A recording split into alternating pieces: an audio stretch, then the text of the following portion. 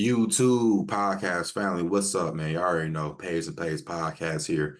Going to be giving you week 17 upset alerts.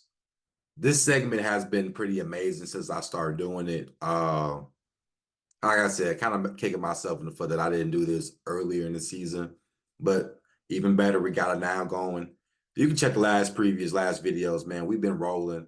I said Baltimore to win. They won. Cleveland, if you got it in plus underdogs, you would have won. And I said the Patriots. Those were definitely the main three that I did pick, and I actually picked them to win outright. So yeah, kudos to myself on that one. This one, we have a nice slate of underdogs that had the potential to win games. We got 10 of them. So we're going to talk about every 10 of them that I see that is on the upset alert. If you haven't already, please check out the last video, week 17 picks, the full entire slate. Please check that out. Like, subscribe, comment, pass the word around, y'all. I see people that's been watching this upset alert one. Okay. Can we get some more likes? I've seen it. I've been watching, so I've been seeing the analytics. I think it's going to be a thing. All right. But let's get right into it though. Thursday night football, Jets, Browns, Jets +7. Right. I talked about why I don't like the Browns and spreads. You know, they played the Texans, they were blowing them out. I think it was 14 zip. I watched the whole game. It was 14 zip. The next thing you know, out of nowhere, kick return, touchdown. Then the Browns score again, it's 21-7. And then they score, it was like 28-7. And then all of a sudden, I look up, the Texans are within 10, 11 points from trying to make a comeback. And listen, and I know it was garbage time too. So, and even watching the game, it was a point where Jim Schwartz was debating on, bringing his defense fully back in the game. That's how concerned I was on that game. Now, they are playing another team that has another top 5 defense too, right? The Jets losing that game the way they did was awful. Like you can't really hide that. You're up 17 zip just to blow a 17, a double-digit point lead. You blow that and lose by 1. But it's Trevor Siemian. And see, that's really how I'm looking at this game. It's Trevor Siemian. I never liked this guy in Denver. I didn't like him in New Orleans. You asked me, New Orleans, he had the best talent. This is when he had Pro Bowl Michael Thomas and, Alvin Kamara. You had Sean Payton as the coach, and even he couldn't win with him. Just saying. I respect the defense, but how much longer can this defense keep on? Every game, they have to be the reason why they win. Every single game is the reason why. And let's be honest, bro. Look, the one player that doesn't get a lot of respect that I've been seeing, and maybe he's just now starting to get the respect, David Njoku. This guy earlier this year got in a fire and his face was fucking, I think it was second-degree burns. And this guy still played. This guy is tough. He's starting to live up to the first round pick player that he was. To me, in my opinion, arguably a top 3 tight end. You can argue with that, but he's definitely at least top 5. You have to put him that. That is Flacco's favorite weapon and Amari Cooper. So those two guys, though, is kind of the key. If Sauce Gardner's going to stay on Amari Cooper, I see a lot of more chances for David Njoku. That's been his other favorite target. They can run the ball too, so there is some balance, man. But this is going to be a dogfight. This is the definition of a dogfight because both defenses are pretty solid. Zadarius Smith and Myles Garrett, both of those people should be Pro Bowlers. Myles Garrett should be Defensive Player of the Year. If he does not get Defensive Player of the Year, I'm calling out the NFL being rigged as hell, and it's complete bullshit. Next game, I gotta talk about this one. It's only right. Lions +6 against the Cowboys. I don't like it at +6. I would love it if it was at +7. I'm one of those type of people. I am kind of greedy to a certain degree. So the one thing I had to think about after I had recorded a video of the whole picks thing, I have a feeling the public is gonna all go into the Lions because the Lions, think about it, they've been winning now. They won the NFC North. And the Cowboys, right, they lost 2 in a row. And that don't really mean nothing, right? But there is concerns on both sides. We're going to start with the dog side because, we have to call it what it is. Look, the Lions secondary is god awful. And if you watch that last drive for the Vikings, if it wasn't for that bad pass by Mullins right there by the end zone, we're possibly talking about the Vikings winning that game because they were moving the ball down the field on this Lions defense. I think they were started at what, the 25, 30-yard line, and they were moving. I mean, you could just see it every other play. Bam, bam, bam, bam. Like, I mean, does that scare you when you have to worry about CeeDee Lamb and Brandon Cooks, Ferguson, Shoemaker? That worries you. I think they got Michael Gallup too, right? So that should really worry you. Your secondary has been the weakest. I mean, they have probably been the weakest as far as the best teams. They've been the weakest secondary from what I've seen this year. I don't even think CJ Gardner will come back until possibly the playoffs. So that's probably why I feel like they're going to hold off on that. But we can go to the Lions side and go to the Cowboys. The Cowboys can't stop the run. I mean, we saw Mozart had a nice game against them, you know.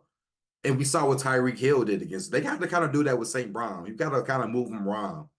Can't keep him on one side. You saw how Tyreek was doing the little motions and moving out, and they were throwing it to him, but he was still getting 5 yards every time he did that. You know, you have to kind of mix it up. If you're Ben Johnson, offensive coordinator, you have to kind of mix it up. Now you do got a solid offensive line who they can maintain their blocks the majority of the part.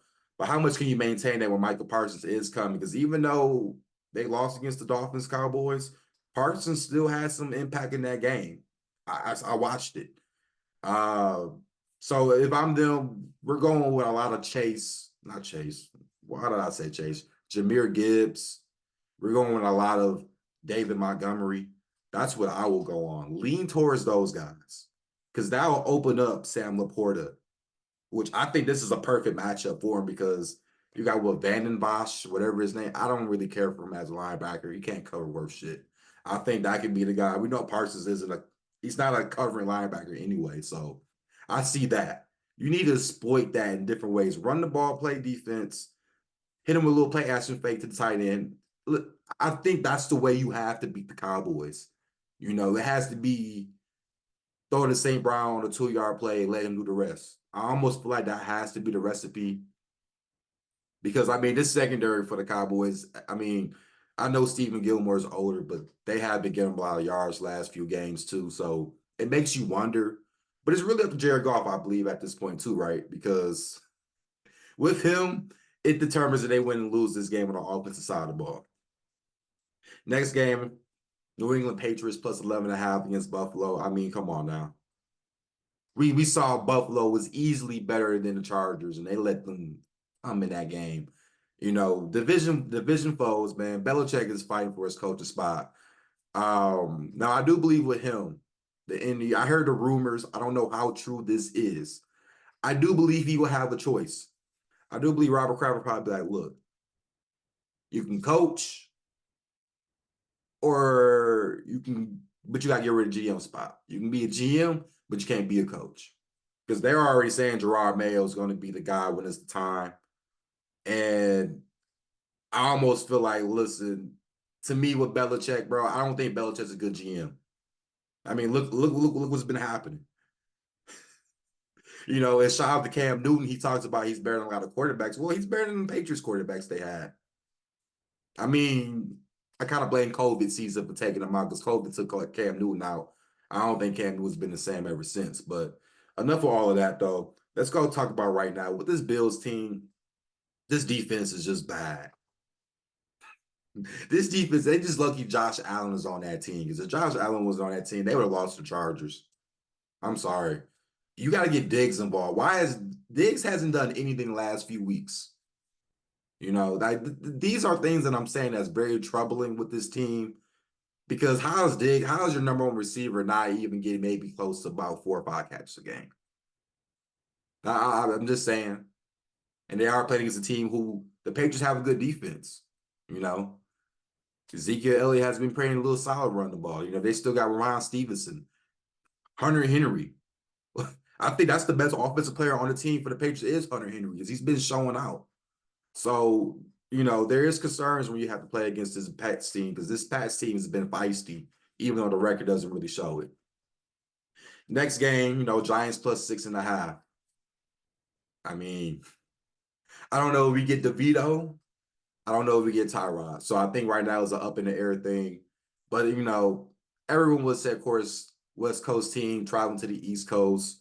I've said it up. McVay and Pete Pete Carroll, yeah, Pete Carroll. Those have been the two guys who've been no matter they're on the West Coast, they find ways to win the East Coast. But in this game, man, Saquon's a warrior, and he's found ways for them to win the game or keep it competitive. Even against Philly, he kept it competitive. You could run on this Rams defense, so I think it's a lot of load of Saquon. Darren Waller has been very productive lately too, and like I always keep saying, I guess I'm gonna keep repeating myself. Daboll finds ways for his offense to move down the field. We've seen it every week. No matter who the quarterback is, they have three quarterbacks. I think you can put two and two together. Next one, Washington plus 13.5, a lot of points against the Niners. Yes, a lot of points, but I almost feel like this is it for Riverboat Ron. I almost feel like this is it because now we're hearing rumors about new coaches possibly going there. And if you're the 49ers, you're kind of mad that you lost that game bad to the Ravens. So this might be a team you just dominate. Um, yeah, they're on alert because they're 13.5 dogs, but the secondary has been bad. The offensive line has been bad. Riverboat Ron likes to point the finger at other people. I think he putting two and two together, man. That's kind of a disaster set up. That's almost how I feel like at this point with this team. Panthers plus 7. I have to do it every week now. Um, yes, the Jags have been very bad lately. And you can't sleep on this Panthers defense. This Panthers defense is top 5, top 10 at least. I've seen it. The numbers show it. It's ridiculous. I know Bryce Young looked better last week, but that was against a team that defense. Well, I will say this though.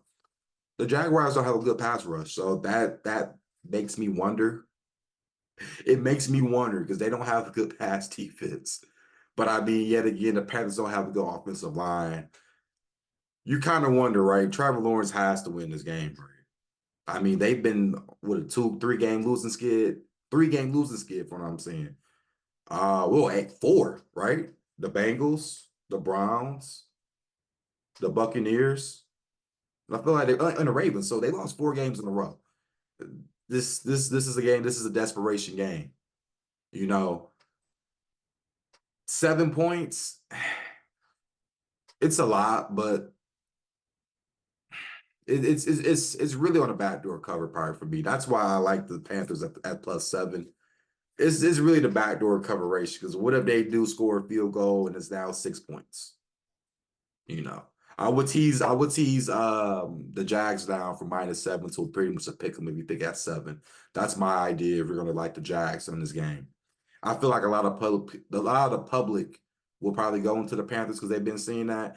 And one thing I will say about the public has actually been pretty successful this year as far as, against Vegas. They've been pretty successful this year. I will say that. But in certain spots, though, I have definitely fade the public, and it pretty much had paid right for me, right? Next game, Cardinals plus 10.5. I have to. You know, Gannon came from Philly, and I always said this, right? Y'all remember early in the season when I was talking about Daboll? When Daboll played the Patriots and the Bills, he has relationships with both of those coaches. He was coordinators for both of those coaches. He knows the in and out of those coaches. This is the same thing with Gannon against Sirianni, right? They were on a Super Bowl team that lost to the Chiefs, right? He knows everything about how he prepares his team, what preparations.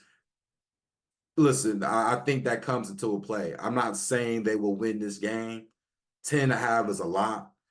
And the Eagles they were up big against the Giants and just didn't show up in the fourth quarter, really. That kind of made me, that alarmed me a little bit.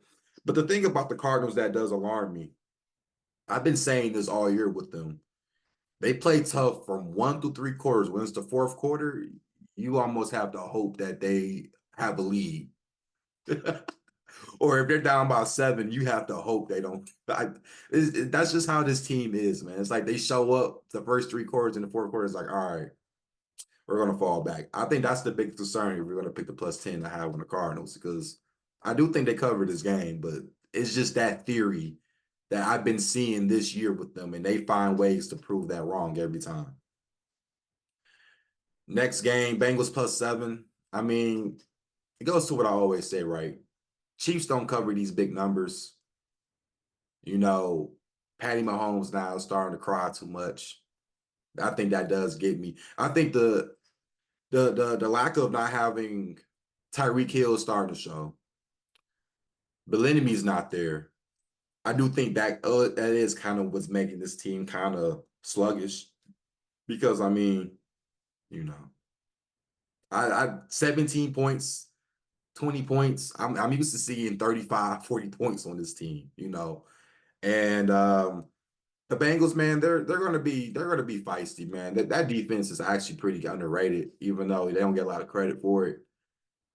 But you know, this is what I'm saying, man. It's these big spreads, man. These 7 points is a lot.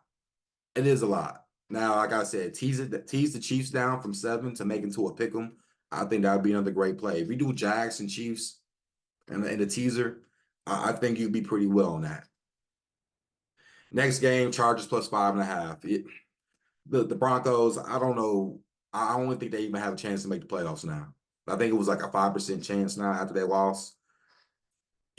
I don't really know the mindset of Broncos, but you know, the Easton Stick dude, you know what? The guy, like I said, the guy got my respect, man. The guy fought. And you know, when he said in the press conference, I think before that game, you know, I'm so used to winning. I mean, he came from North Dakota State. So if you know, of course, that team is the powerhouse in Division II football. We know that. But he showed why he has some capabilities. Now, if Bailey Zappi did what he did against the Patriots, I mean against the Broncos, right? If he did that with just Hunter Henry, I almost feel like the Chargers have a shot to at least cover the 5.5. And you better not hope it goes to 6.5, 7, because then I might even hop on that. 5.5 is a little iffy for me. But you know what? Every time I've seen the +5.5s, though, I went with those and I usually cover. But this game here, I could see a game winning field goal either or. That's pretty much how the Chargers lost last week, right? It was a game winning field goal. And lastly, you gotta talk about it again. Packers +1.5. Um, I mean, this is if they win this game, they just need to win the last game, and they're possibly in the playoffs. This is a game you can't take for granted, Packers fans. Me too. I think they can win this game. Now, if it was Kirk Cousins in the game in the Vikings, I would be saying the Vikings, but there's no Kirk Cousins, bro. Jordan Love is better than Nick Mullins in this matchup. It's really all on can the Packers defense show up? Can they show up? It's almost similar to the Lions, where the secondary has been bad. You know, it's almost to that case. But this being a desperate game for them to win, I do find them a way to win this game. Now let's look and see the possibilities who I think can win. Obviously, the Packers, what I'm looking at right here is +110. I think that's a favorable win right there. But let's reach. How about let's reach teams that I think can win. Lions +220. That's pretty solid value for the money line. That's a possibility. And let's see, out of this list, Chargers +200 will be a nice little one too. So I'll say Packers, Chargers, Lions are the more possibility ones I think that could win outright. Now you're talking about spreads. I love Pats +11.5. That's pretty solid. I like Cardinals +10.5, but I have to kind of debate on that. I have to kind of wait and think about that one still. And obviously I like the Packers to win the cover. I wouldn't even do the 1.5. I'll just pick them to win the cover. I'll just pick them to win on the money line.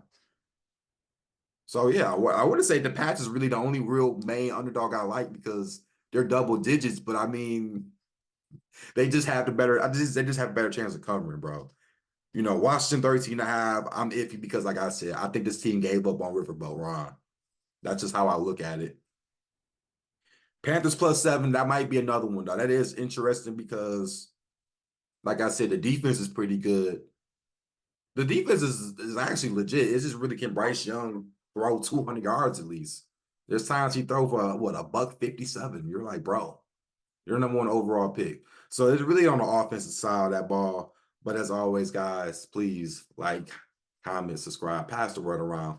This is probably the best segment on the damn show.